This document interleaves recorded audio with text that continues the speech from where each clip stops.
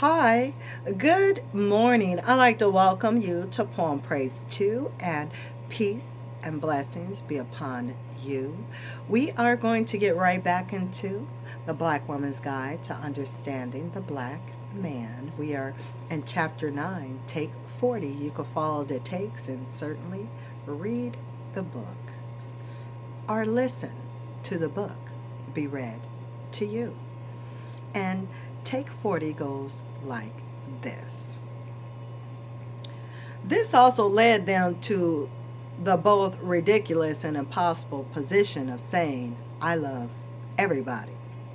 The Christian religion mainly forbade him from identifying his open enemy and functioning accordingly. He thought and continues to think that taking this position, passivity, makes him closer to following the rules of God, thereby making him closer to God and more religious. The more he became involved in Christianity, the less business and political minded he became. Let me repeat that. The more he became involved in Christianity, the less business and political minded he became. He was thoroughly fascinated with the idea that all he had to do was to love everybody, do good, and pray. And God would answer automatically the rest of his needs. He has always been plagued with spirits, ghosts, spooks, and haunts, entitled entities, which might jump out unexpectedly and get him. A special boogeyman was created for him to frighten him in the dark. The boogeyman was some kind of fiend, a ghoul or gal, devilting. They even grew to use boogeyman to scare their own children into obedience. The point is, the European who neither obeyed nor believed any of the mumbo jumbo he taught to the slaves, continued in his inequitable lifestyle to commit any kind of vicious or corrupt wickedness he desired, mostly against the black man. These practices of terrorizing the black man with the Bible and the boogeyman continues throughout the ages. He can still usually be brought into line by invoking the name of Jesus of some of his words. The Christian religion does not give the black man any justification from God to defend himself, become self-sufficient, change his religion, or dislike people who offend him. They are very quick to respond no matter what happens. I don't hate anybody. His religious upbringing teaches him to pray for those who despitefully use him, etc. But if the perceived offender is black, he doesn't even think about prayer, love, or forgiveness. He reacts instinctively to fight, maybe even to kill. It is not right to psychologically prevent a man from discerning his enemies from his friends. No nation can survive in that way. The black man has had an indelible imprint of the face of God as being white branded into his brain. Branded into his brain. If on his own he tries to move from this position, he loses sight completely of what God's face looks like, because he has not been given anything to replace the white image with.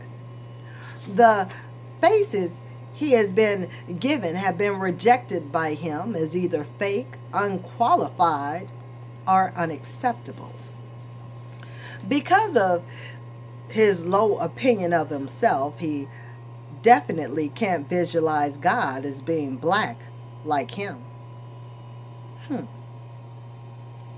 Especially since God slash Jesus has been presented to him as having great supernatural powers, being able to do magic and rise from the dead.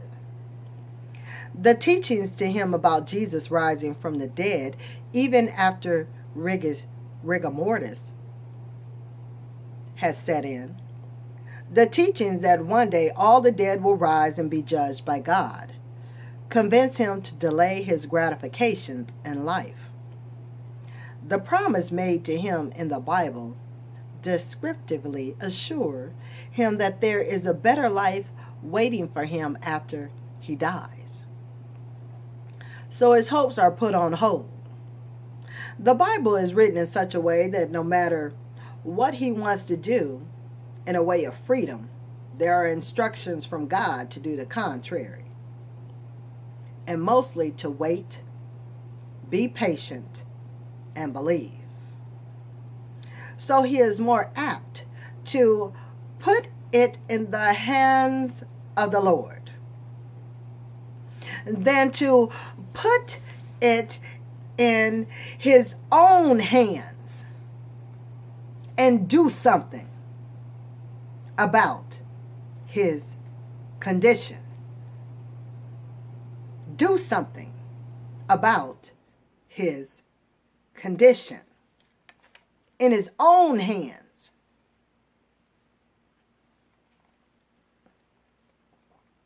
If the white man followed the same religious doctrines he taught and still teaches to the black man, there would be no America today. Because the Bible immobilizes a person who believes in its teachings. It promotes suffering as a thing to identify with Jesus. And it promotes self-denial as a way to be closer to God. Christianity early hold in Africa was in Egypt and Ethiopia. So far, the black man has not investigated any other areas to find out the religions practiced in Africa before the white missionaries came in with their Christianity. Christianity is not necessarily a bad religious program, if the white man himself practiced it in more than Sunday rituals. The black man's need to be grounded in a connection to his maker makes religion more important to him. He is a spiritual being.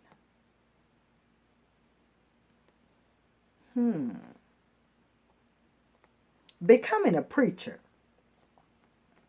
being called by the Lord, or receiving a divine calling in a dream is tantamount to a black man as being contacted personally by God. The black church has always been a place held in special regard to black people. A place to go once or twice a week to let some of the pressure off. To be in the presence of a group of people all calling on God at once, and to be respectful. There are choirs, deacon boards, usher boards, executive committees, Sunday school classes, recitals, prayer meetings, dinners, social functions, and fundraisers. Becoming a preacher gives a black man an opportunity to serve God, interpret the Bible, express his leadership abilities, be in charge of a group of people, be idolized, be reverend, meet women, and be taken care of. His holiness in person. Black men can preach. They can take one paragraph out of the Bible and build a whole issue around it. They can perform in the pulpit. They can prance around, pant, wail, and do the hoochie coochie on the podiums, on their podiums. And it does say hoochie coochie in this book. Just thought I'd let you know that. And I'm going to keep it going. They have a captive audience, which usually edges them on, and they get the word out. Their churches run from services being conducted in an outdoor tent to the finest, most modern places of worship. There are crosses all over the place to remind them that Jesus was crucified on a cross and that the place is holy. There are many different kinds of religions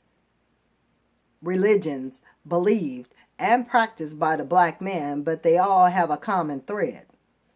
They are all various interpretations of the Holy Bible, which means the principles of the faith are the same. All of them use Jesus or Mary as the focal figures. All of them involved going to heaven and Jesus rising from the dead. The black church has also been a place to introduce a new ideal or political stand to the people. Black men know how to organize activities in a church. Other black men know how to have unity and cooperate in a church. They do this because they believe they are working for the Lord. They raise thousands of dollars, sometimes for years, to erect a big, beautiful structures for their services. Now that's the building fund they're talking about right there. The finest and cleanest buildings in the African American communities are the churches. Some of them have daycare programs, schools, nursing homes, thrift shops, or provide free dinners for the homeless, the sick, and the shut-in. They do a lot of charity work and raise money untirelessly. To buy their pastors a special gift, send him on a special trip, or buy him a new car to show their appreciation for his leadership in guiding them to God. Black men cooperate voluntarily more in church than any other place. It's unfortunate they have not learned to transfer that unity and fundraising to other types of business ventures to improve their condition. In these churches, which are now sometimes headed by ordained black women, there may be drums, horns, bells, keyboards, pianos, guitars, tambourines, or bongos. They provide musical accompaniment for the pastor's sermons and the choirs. And they can rock a house. The noise is tolerated in most venues because it is defined as worship.